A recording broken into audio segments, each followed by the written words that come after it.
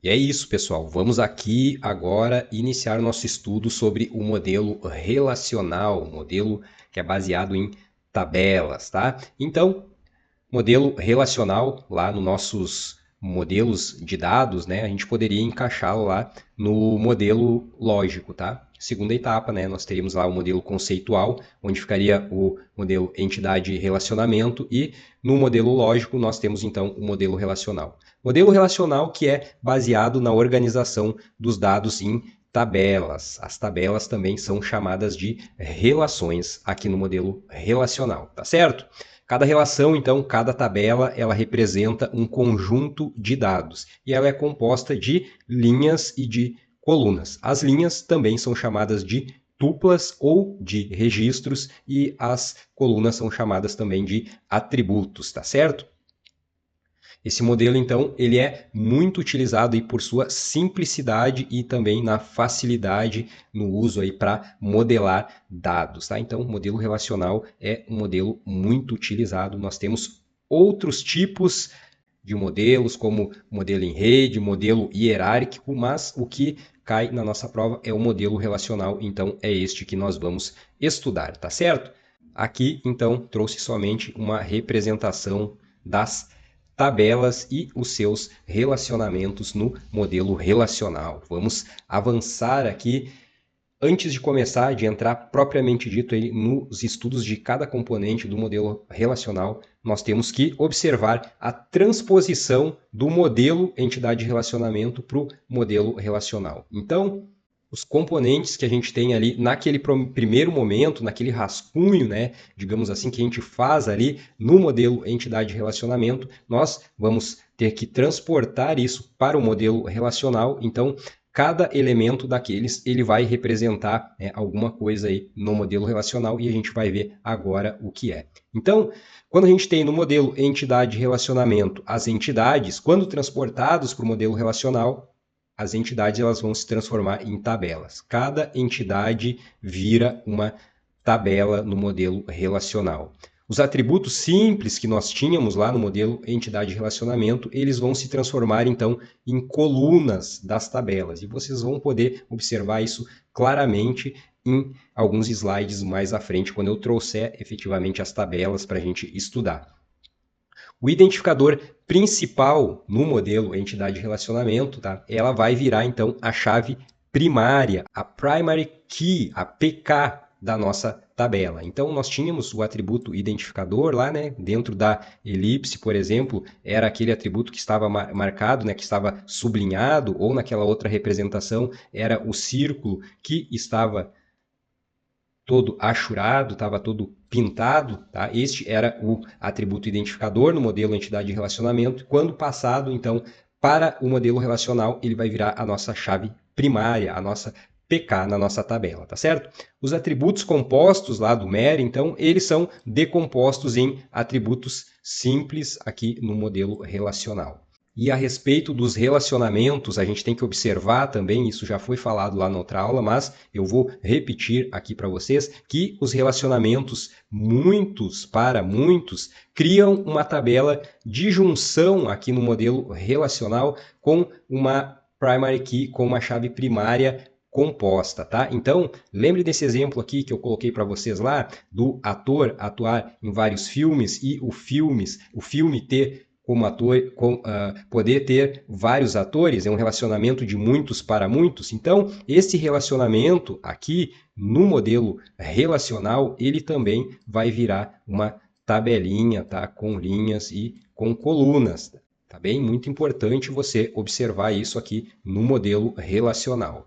Vamos avançar, então, porque agora a gente vai ver efetivamente a estrutura das tabelas. E aqui eu trouxe para vocês, né, os diferentes nomes pelos quais podem ser chamados cada componente aqui no modelo relacional. Então, né, algumas eu já tinha falado para vocês, vou repetir aqui. A tabela, então, ela pode ser chamada de relação. Tá? Uma questão pode vir, então, em uma tabela tal, ou também pode vir na relação tal. Tá? Então, tabela, relação é a mesma coisa. Uma linha também pode ser chamada de tupla e é mais comumente chamada de tupla nas questões de provas de concurso, tá certo? Também pode ser chamada aqui de registro, tá? Fique atento que a linha ela pode ser chamada de tupla, mas também de registro, afinal, né, uma linha, uma tupla, ela nos traz um registro dentro de um banco de dados. Tá? A coluna, então, ela pode se chamar de coluna e também de atributo. Tá? E aqui a gente tem também o que chamamos de domínio. O domínio ele é um conjunto de dados válidos para aquele atributo. Então, por exemplo, se nós tivermos aqui no atributo ID do cliente, na tabela cliente aqui embaixo, nós podemos ter um domínio da seguinte forma. Este atributo aqui ele só vai aceitar números do tipo integer. Então, este é o domínio deste atributo aqui. Só vai aceitar elementos do tipo integer.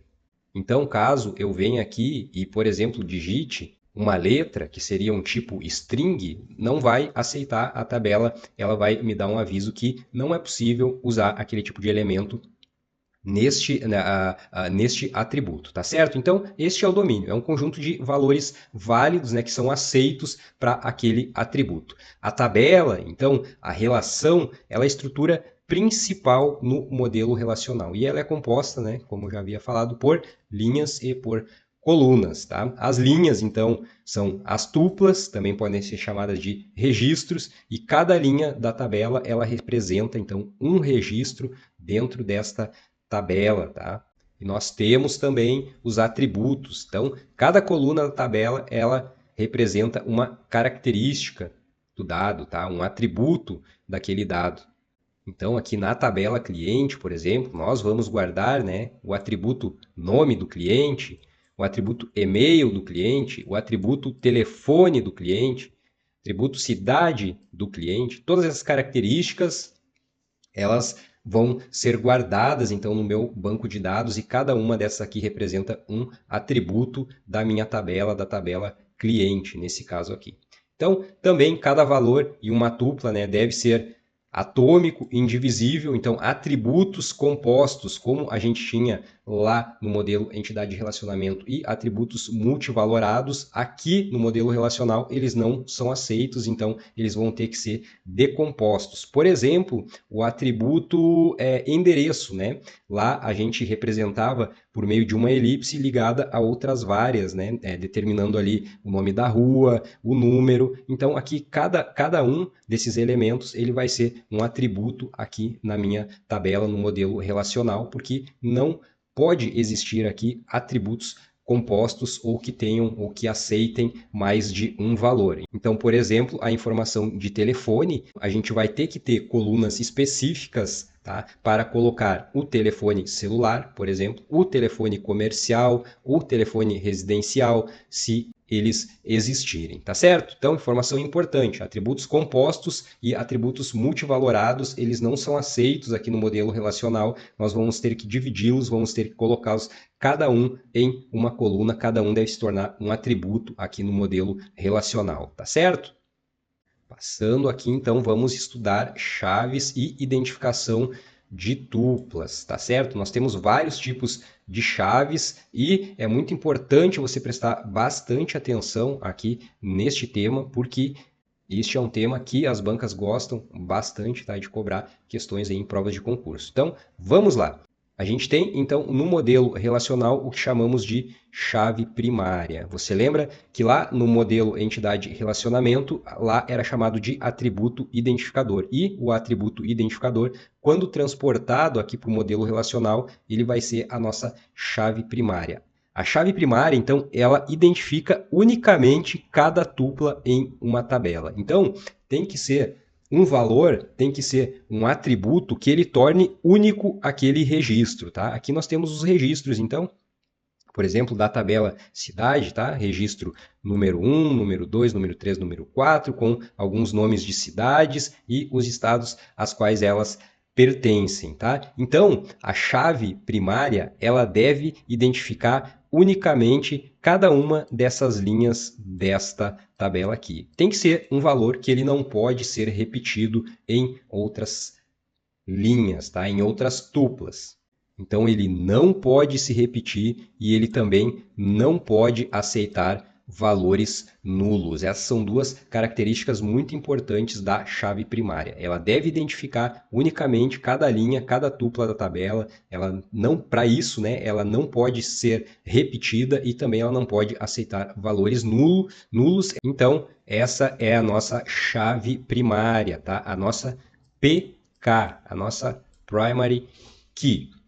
Nós temos ainda a chave candidata. A chave candidata é qualquer conjunto de atributos que possa servir como uma chave primária. Então, chave primária, você já sabe, ela deve identificar unicamente uma linha ou cada linha da tabela. E a chave candidata, ela é qualquer conjunto de atributos que possa servir como chave primária. Então, qualquer atributo que possa identificar unicamente uma linha, ele pode ou ele é uma chave candidata. Vamos lá, vamos analisar aqui na tabela cliente o que a gente poderia ter como chave candidata.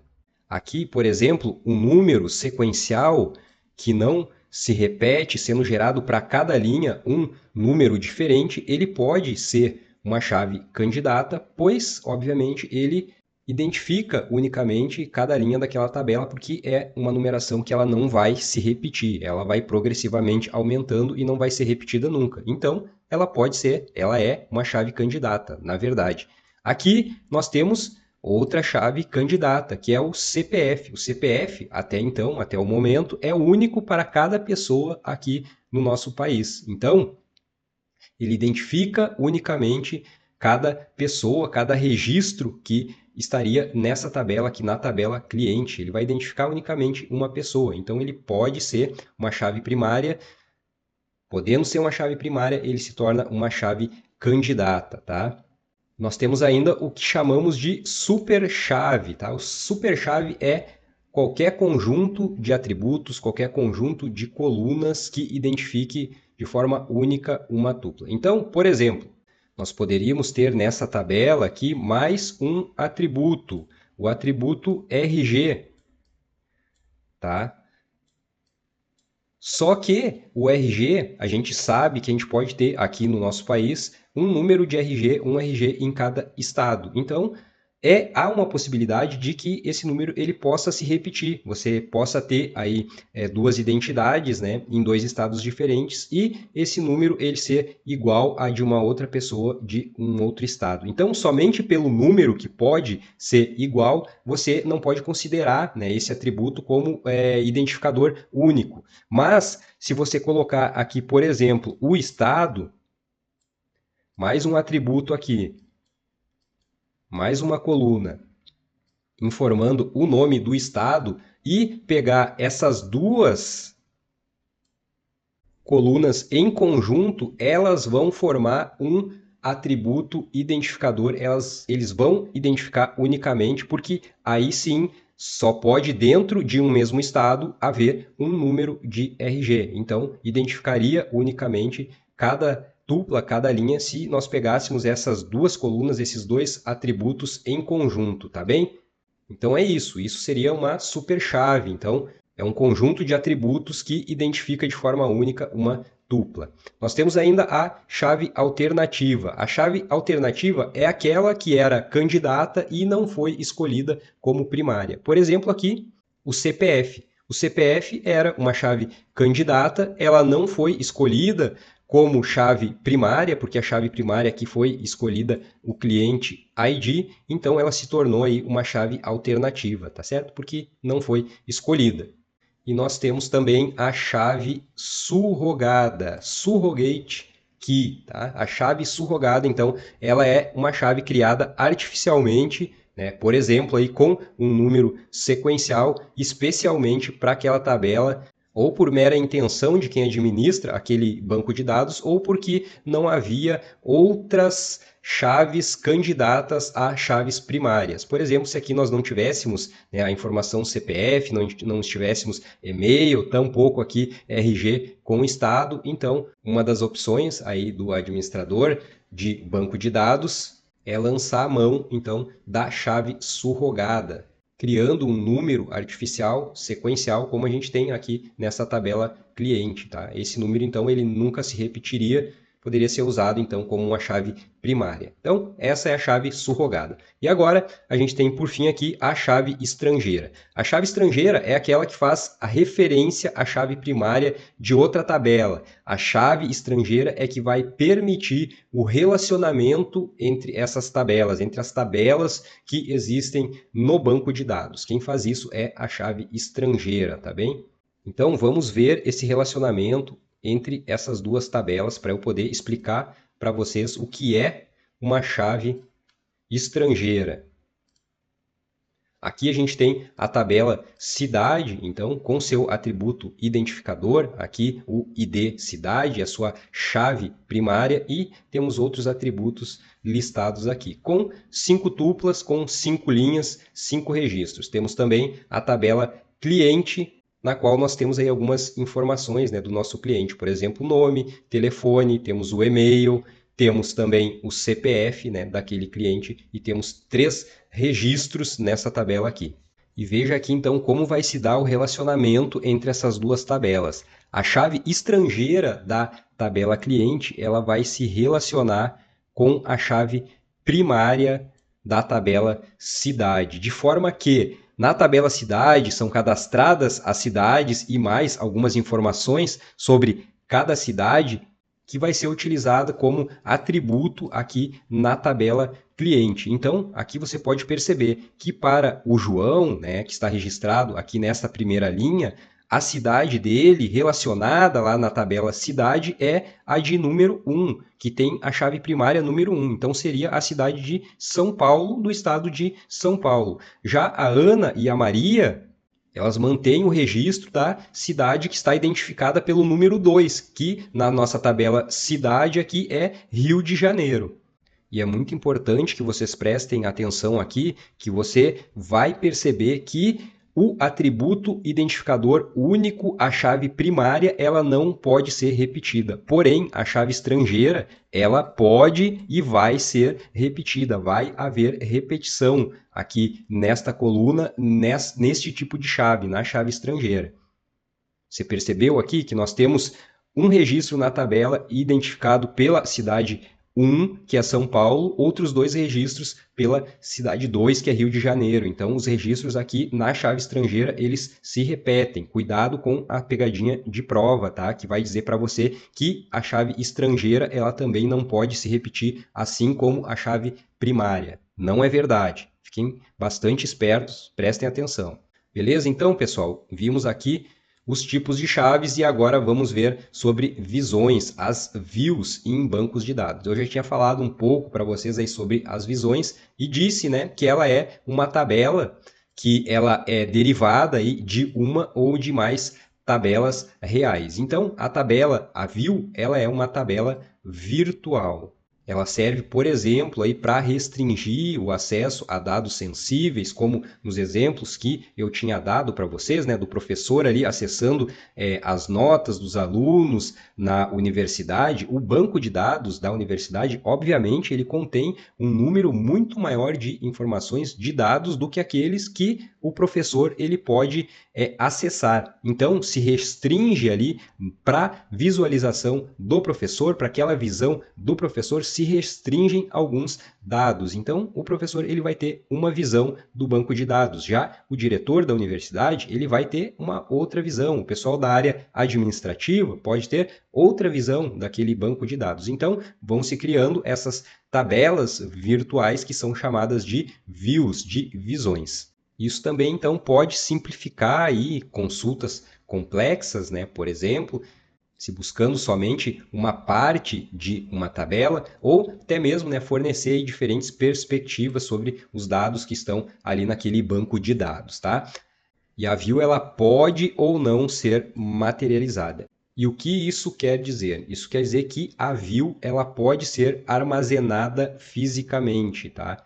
Assim como o banco de dados está armazenado fisicamente no hardware, uma view ela pode ser armazenada fisicamente. Então, ela pode ou não ser materializada. Não sendo materializada, ela não está armazenada fisicamente no banco de dados. sendo materializada, ela fica armazenada fisicamente no banco de dados, tá certo?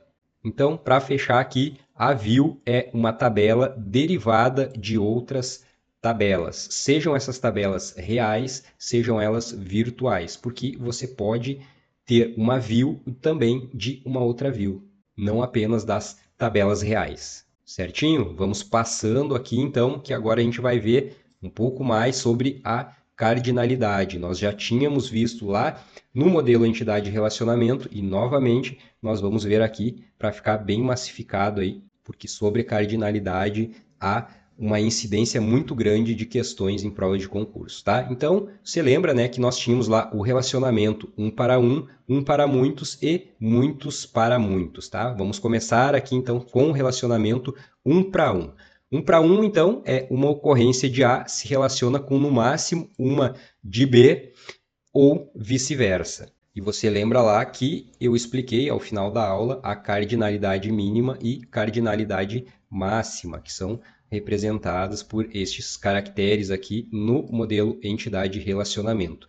No modelo relacional, tá? Todos esses elementos eles são representados dessa forma aqui. Então aqui nós temos a tabela pessoa, que derivou da entidade pessoa, e aqui nós temos a tabela habilitação, que derivou da entidade habilitação lá do modelo entidade relacionamento.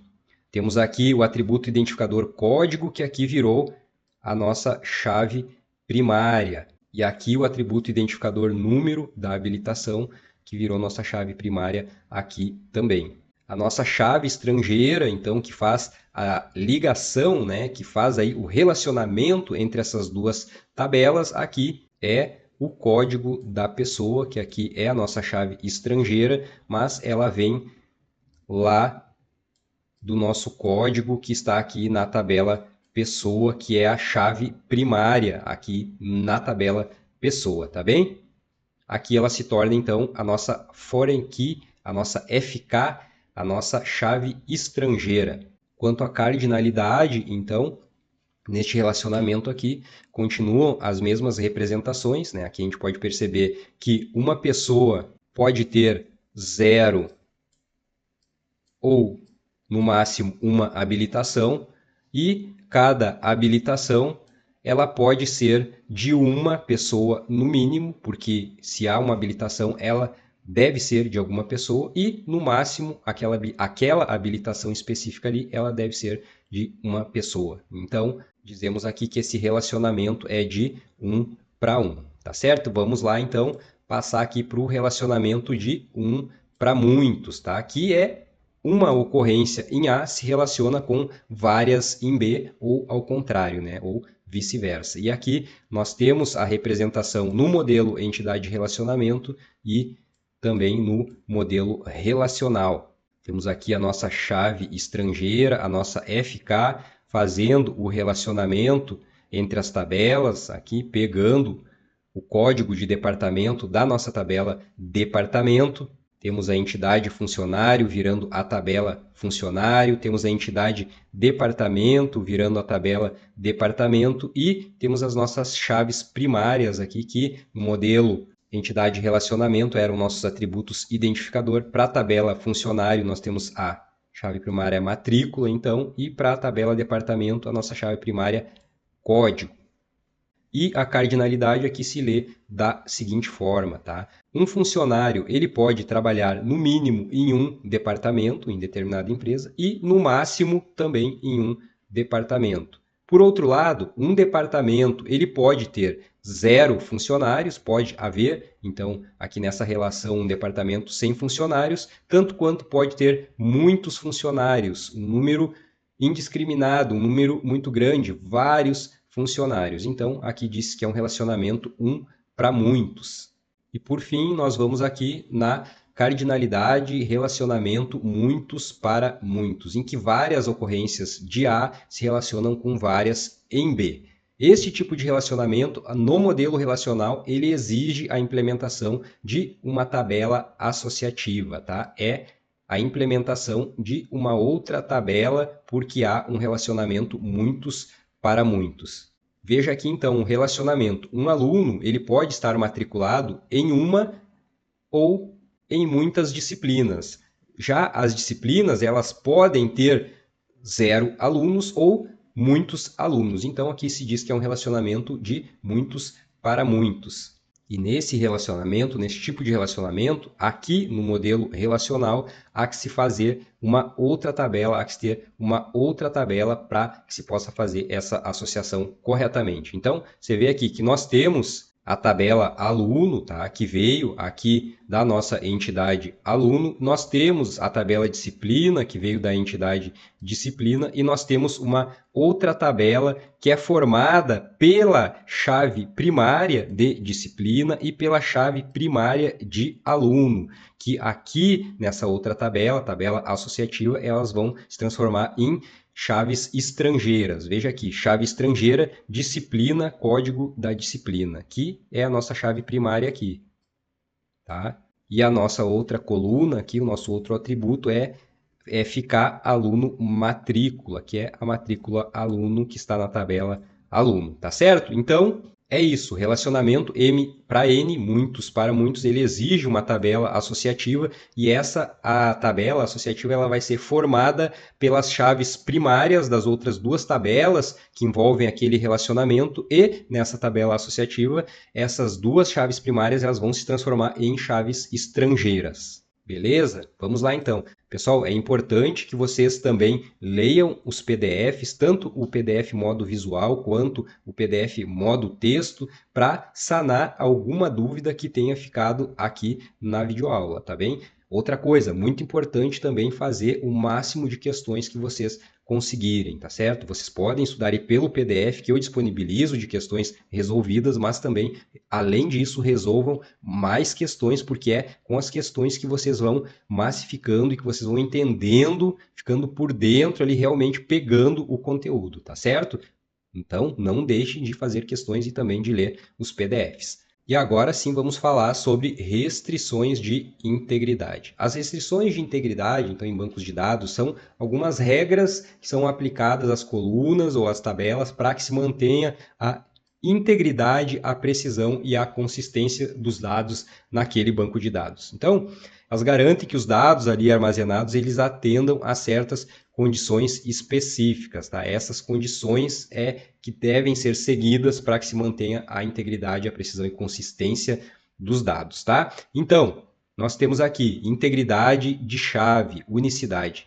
Esse tipo de integridade nos diz que a chave primária ela deve ser única, ela deve identificar unicamente cada linha, cada tupla, cada registro, tá? Então, integridade de chave diz respeito à unicidade. Temos ainda a integridade de domínio. A integridade de domínio diz que os valores eles devem pertencer ao domínio definido para cada atributo. Então, se eu definir que um determinado atributo ele deve aceitar somente elementos do tipo integer, somente elementos desse tipo devem ser aceitos ali para aquele atributo. Qualquer outro tipo de elemento, por exemplo, se for colocado ali uma string, um caractere, ele não deve aceitar, né, para não se ferir a integridade, então, daquele banco de dados. Isso é o que se diz, então, integridade de domínio. E temos aqui também a integridade de entidade. Esse tipo de integridade nos diz que a chave primária ela não pode ser nula. Então,